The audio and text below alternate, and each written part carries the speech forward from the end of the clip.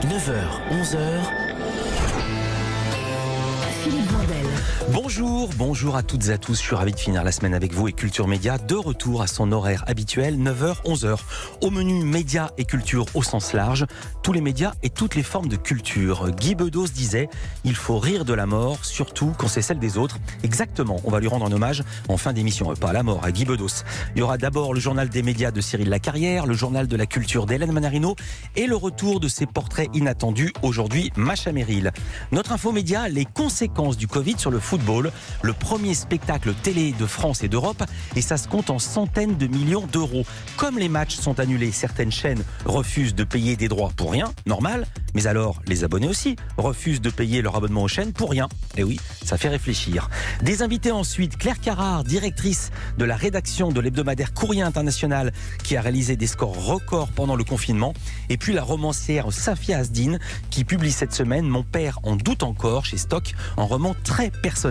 Et c'est aujourd'hui notre 200e et on est ravis de la passer avec vous. Nous sommes ensemble jusqu'à 11h. Bonjour Céline Dacosta. Bonjour Philippe Vandel, je suis ravie de la passer aussi avec vous. Bonne 200e. Merci.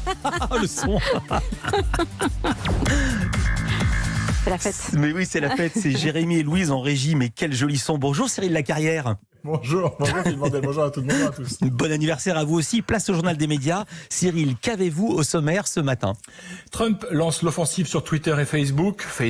Fox News qui rassure ses téléspectateurs. Le marché publicitaire en berne dans les médias. Molotov qui gagne des abonnés. Et la fête de la musique qui aura bien lieu sur France 2.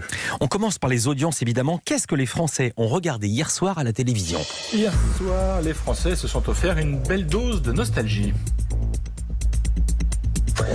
Ils sont allés voir Les Bronzés à Galaswinda. 4 700 000 personnes ont regardé La Troupe du Splendide sur TF1.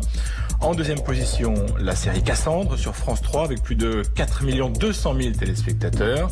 TF1 et France 3 sont très loin devant les autres. France 2 est sur la troisième marche du podium avec seulement 1 800 000 téléspectateurs devant Envoyé spécial. Et Cyril, hier soir, Édouard Philippe a présenté la fin de la phase 2 du déconfinement, ou plutôt la phase 2 du déconfinement. Combien de Français ont regardé ces annonces? Il était aux alentours de 17h.